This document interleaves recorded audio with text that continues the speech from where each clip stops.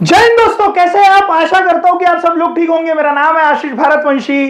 भारतीयों के लिए युद्ध हमेशा से फैसिनेटिंग रहा है और जब जब पाकिस्तान के साथ में युद्ध होता है तो पिताजी हमेशा ये सोचते हैं कि भैया हम अपने बेटे के एक और टुकड़ा कर देंगे। इसी तरह से ये जो युद्ध हमारा शुरू हुआ है तो इसमें भारत ये अटकलें लगाया जा रहा है कि क्या पाकिस्तान के फिर से दो टुकड़े किए जाएंगे, क्या बलूचिस्तान को हम वैसे ही सेपरेट करेंगे जैसे 1971 के वॉर में हमने बांग्लादेश को सेपरेट किया था। यदि हम पाकिस्तान में सबसे बड़ा जो उनका प्रांत है बलूचिस्तान, उसका थोड़ा सा इतिहास यदि हम समझने की कोशिश करें तो बलूचिस्तान यह पाकिस्तान का करंट में सबसे बड़ा स्टेट है, लेकिन सबसे कम पॉपुलेशन वाला स्टेट है। सबसे बड़ा है और पॉपुलेशन यहां की लगभग होंगी 1.5 करोड़ के आसपास में। बलूचिस्तान का इतिहास थोड़ा और पीछे जाके यदि हम देखें तो नियोलिथिक साइट यानी कि स्टोन एज के समय पे बलूचिस्तान में मेहरगढ़ करके जगह आती थी, यानी कि यह जगह बहुत संपन्न थी क्योंकि हम मेहरगढ़ को ब्रेड बास्केट कहते हैं, यानी कि फार्मिंग के हिसाब से यह जगह बहुत संपन्न जगह मानी गई। समय के साथ यहां पे पर्शियन एम्पायर आया, अलेक्जेंडर का एम्पायर आया। 10वीं और 11वीं शताब्दी आते आते यहां पे कैस्पियन और ईरानियन जो छोटे छोटे तबेले, आदिवासियों के तबेले थे, उन्होंने यहां पे आके रहना शुरू कर दिया। समय और आगे बढ़ा और यहां पे सबसे एक स्ट्रॉन्ग तबेला था जिसका नाम था कलत। अब यहां पे इन्होंने खनत ऑफ कलत यानी कि कलत ने अपने तबीले को स्ट्रॉन्ग करके अपना शासन इस कलत नाम के स्टेट के ऊपर अपना शासन इस्टेब्लिश कर दिया।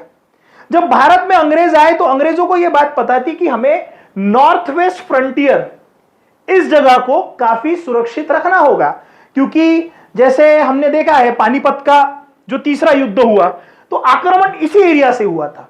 तो नॉर्थ वेस्ट फ्रंटियर ये हमेशा से खुला और सबसे ज्यादा पेचीदा फ्रंटियर रहा है भारत के हिसाब से। तो अंग्रेजों को जब यह लगा कि हमें यह क्षेत्र स्ट्रांग करना होगा तो अंग्रेजों ने अफगान के रीजन को हथियाने की कोशिश करी और इस रीजन को हथियाते हुए भारत से जब वो निकले वो खलत से पास होना चाहते थे।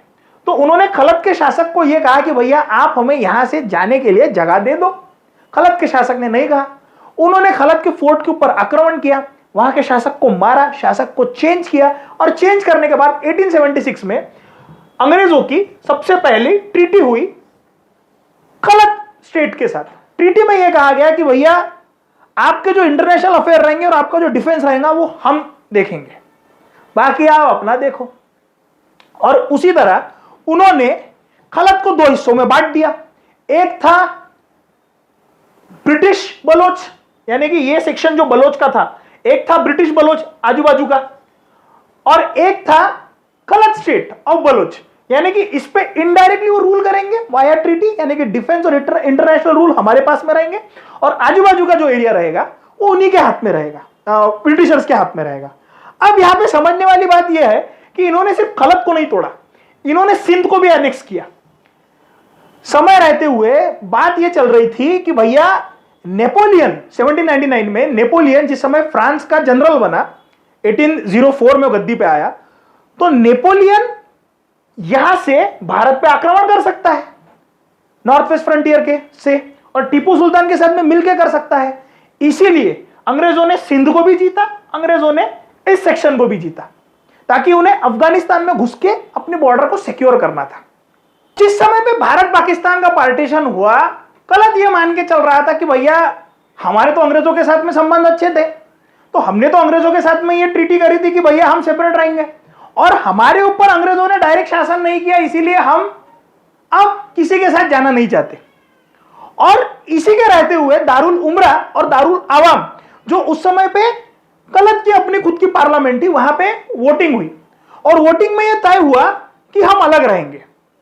अब ये जो खानत ऑफ कलत था, इसके अंडर में लास बेला और खरान और मकरान ऐसे दो और छोटे छोटे सूबा आते थे।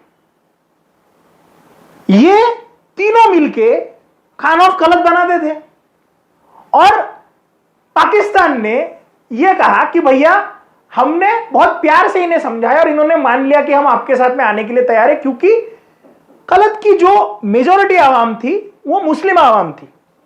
लेकिन बलूचिस्तान वाले ये कहते हैं आज के समय पे, और कलत आज के समय पे ये कहते हैं कि भैया इन्होंने मिलिट्री प्रेशर के द्वारा हमें ज्वाइन करने के लिए धमकाया। और 1948 में जो छोटे छोटे सूबे थे खरान और मकरान, इन्होंने पाकिस्तान की तरफ से जाने का फैसला कर लिया डर के मारे। इसीलिए बलूचिस्तान अकेला, खलत अकेला पड़ा और खलत को भी जाना पड़ा। अब खलत के जाने के बाद वहां पे मीर अहमद खान जो उस समय के मेन शासक थे, उनके भाई प्रिंस अब्दुल करीम, इन्होंने वहां पे बगावत छेड़ दी। तो 1948 में वहां पे सबसे पहले इंसर्जेंसी हुई, लेकिन पाकिस्तान ने उन्हें क्रश कर दिया। प्रिंस अब्दुल करीम उस समय भाग के अफगानिस्तान गए, अफगानिस्तान में उन्होंने मदद ली, लेकिन अच्छी इक्विपमेंट नहीं होने की वजह से क्रश कर दी गई। 1958 आते आते जहरी ट्राइब के नवाब नौरोज खान, इन्होंने एक इंसर्जेंसी छेड़ी, क्योंकि सेंट्रलाइज सिस्टम वहां पे लागू करी जा रही थी पाकिस्तान में। तो उस समय जब वो छेड़ी गई तो उन्होंने एक इंसर्जेंसी छेड़ी।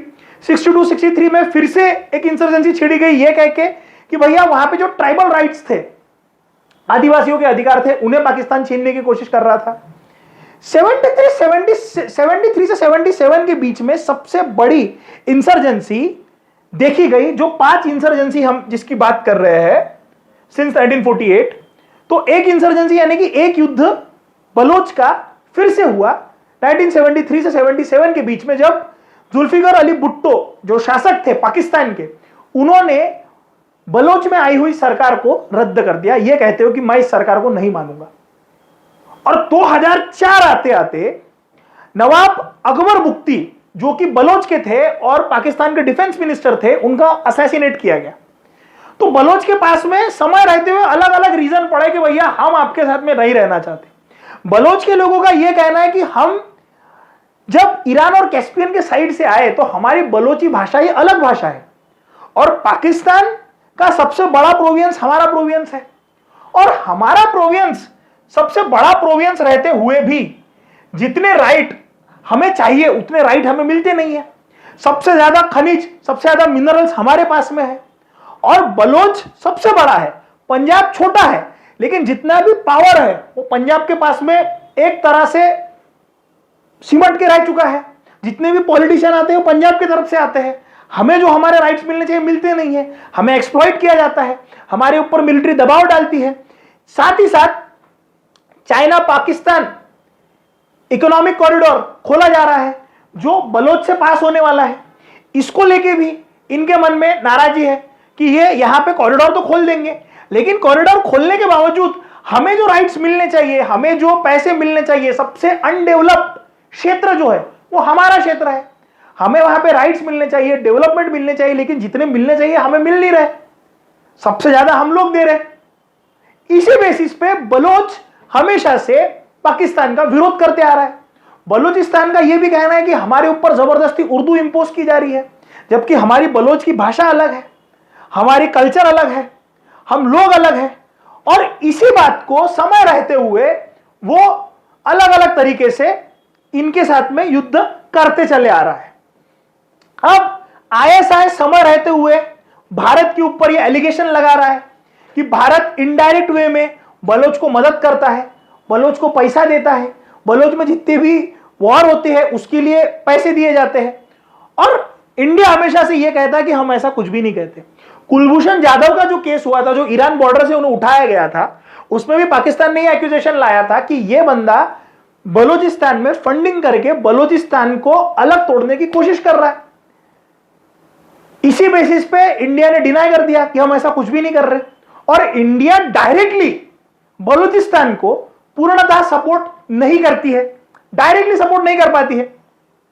2016 के 15 अगस्त की स्पीच में नरेंद्र मोदी जी ने बलूचिस्तान का उल्लेख किया था, और उन्होंने यही कहा था कि बलूचिस्तान के भाइयों का मुझे मैसेज आ रहा है और पाकिस्तान को अभी देखना पड़ेगा, क्योंकि उस समय उरी का अटैक हुआ था। तो बोले पाकिस्तान को हम वार्निंग दे रहे हैं कि जो कुछ भी कर रहे हो तुम, अपनी साजिश है वो बंद कर दो।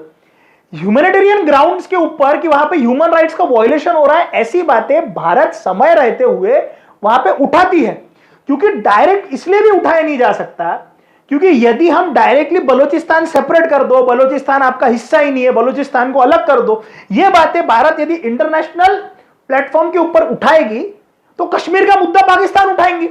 भारत कहता है कश्मीर भारत का है, वैसे पाकिस्तान कहता है कि बलोच पाकिस्तान का है।